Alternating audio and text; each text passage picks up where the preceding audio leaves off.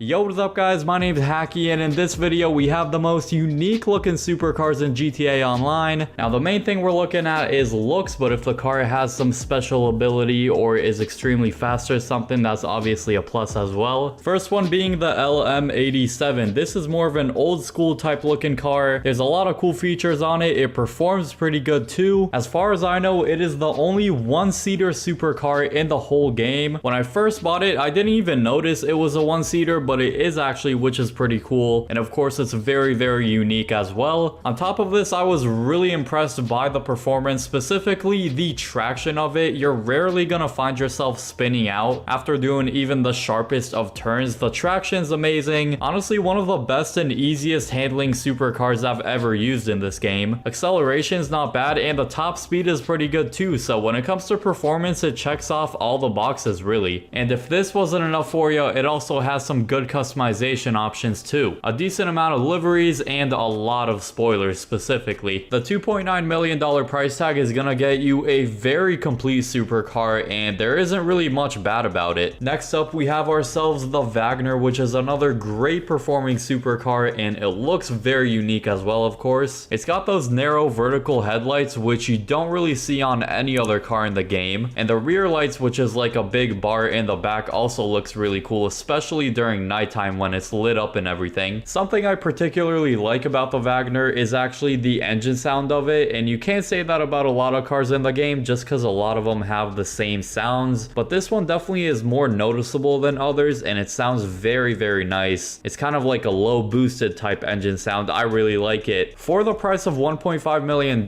it actually brings you a lot of value because it's one of my go-to supercar for races, and I'd say it's in that top tier competing with the best of the best supercars. And I would say the Wagner is like about $1 million less than most of them, because most of those top tier racing supercars are gonna be about $2 to $3 million, and the Wagner just sits at 1.5 million without upgrades, of course. That's a pretty good price tag and kind of a rarity when it comes to good performing supercars, that they actually have a decent price tag value. It doesn't have the most insane acceleration. That's one thing I could pinpoint that's not the greatest with it, but the top speed's great and it handles solid. Don't expect it to have the crazy traction that the LM87 has, because that traction, I don't know if you can find it anywhere else, but it's got decent traction and you're not going to find yourself spinning out too much. And besides that, I think the Wagner looks great. There's a lot of really nice looking supercars in the game, and I would say it's in the top 10, maybe if not top 10, definitely top 15. It may not sound like very high up, but trust me, there's a lot of good supercars, so I can't put it too high up. It's very nice looking, and it goes well with both like low-key paint jobs and also bright colors. You can make this car look absolutely awesome. Highly recommend checking out this supercar. Next one is a super unique looking supercar. There's literally no other vehicle that looks even remotely close to it in the game. That's the X80 Proto. When this thing first came out, there was a lot of hype around it. Everybody was using it, and then as time went on, people noticed that it's really not that great in performance. Looks and customization is pretty good, but I definitely wouldn't suggest using it in races at all. Mainly because you gotta get used to it once you start driving it, and it does tend to spin out like more often than not. I personally don't like driving it around. The traction, I don't know, something is weird with the traction. Even fully upgraded going around corners was not easy at all, so there's definitely a lot of better options for racing. It has a very sleek and futuristic look to it, especially from the front. I think it looks very cool. There's no other headlights like it in the game, especially during nighttime. You guys are gonna see it looks very menacing and fierce, kind of like a transformer if you ask me. Next up is the Ignis. We're gonna include both the regular Ignis, which is out on all platforms, and also the next gen version one, which is called the weaponized Ignis, and it does have a few differences. When it comes to looks, they both look very similar. The main difference is just the machine gun on the top of the weaponized Ignis, and let me tell you, that machine gun is an absolute tank. It could literally blow up any street car within a matter of like 3 seconds. It's a very strong machine gun, much stronger than a machine gun, let's say on like the Night Shark or something. That one's like a baby machine gun. It barely does anything, but this machine gun is a tank, and the Ignis is also pretty good in performance. The regular one is solid, and the weaponized one is even better because you can also put HSW upgrades on the weaponized Ignis on next gen. Not only that, but also for people on next gen, you can put Imani tech on it, meaning you can put on that missile lock-on jammer option and then no one in an oppressor or any weaponized vehicle can lock onto you with homing missiles. That's really rare that you can put both HSW upgrades on it and Amani tech. You don't see that, I don't believe, with any other vehicle in the game. Now it is going to be pretty pricey though. For people only on last gen, it's going to cost you about $2.7 million without upgrades, and then for people on next gen, because it has so many good features, it's going to be a $3.2 million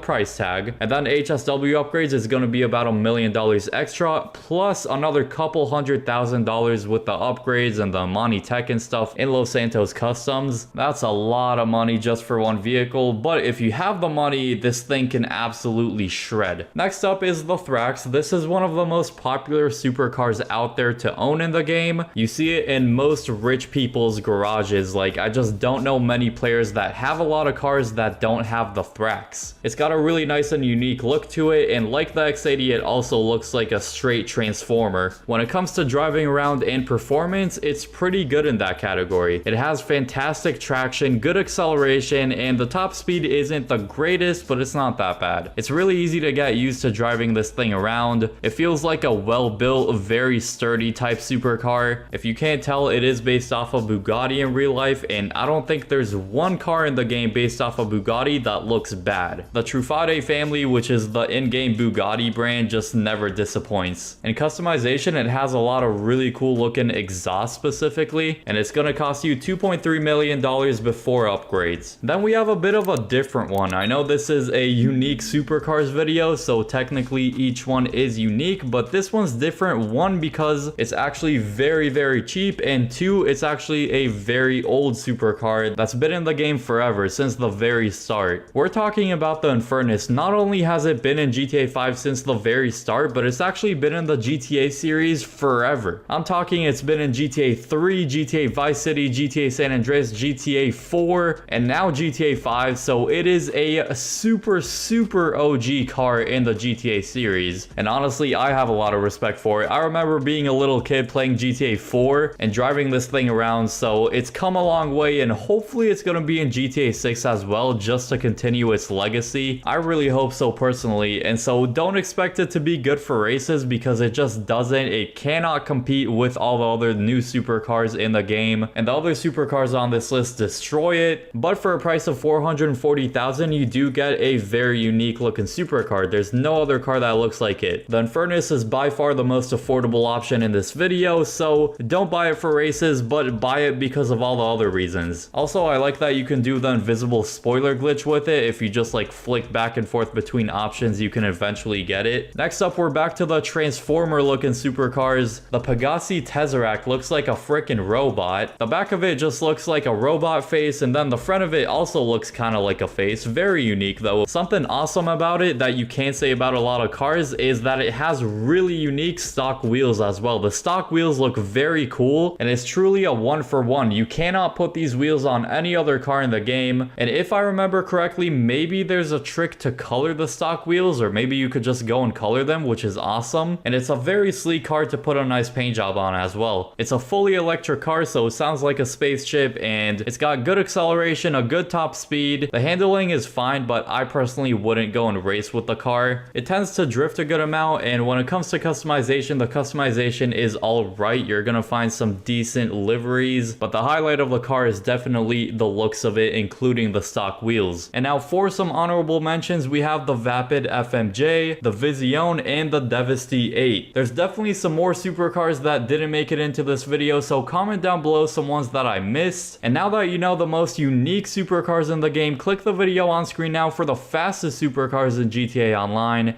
I hope you all enjoy that video, and peace.